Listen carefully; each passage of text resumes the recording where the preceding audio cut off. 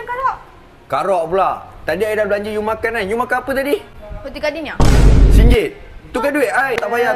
Black box ni ada buat promotion RM9.90 je. Kita dapat karot 3 jam. Ada free flow air dengan makanan sekali. So, Murah betul tu. Pakai duit you boleh dulu. ya. Bilik kita kan you? Oh, tengok bilik kita besar kau eh. Tapi kenapa ada orang? Tak apa. I kenal dorang ni. Santai je. Je. Tak payah kan tanya. I bayar lah. You, sushi. Ish. You ni kenapa memandai-mandai pergi tambah sushi pula ni? I ni lah tak ada duit you ni. Memandai je lah you Benda ni. ni RM1 je you. Apa yang kira sangat? Sushi ni RM1. Ya. Sebab tu lah I bagi RM1 I. You pakai RM1 you? Ha.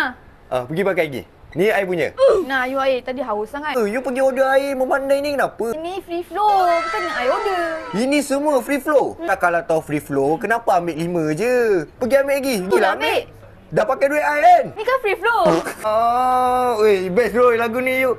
Ish, you ni apa benda pula lagi ada makanan ni? You tak habis-habis nak menyusahkan I lah you ni. RM10 je you. Apa benda yang kedekut sangat? You RM10 pun kira dah RM1. Okay, sengket ni pun yang you minat. Inilah answer. You keluar biar I karok seorang ke? Okay.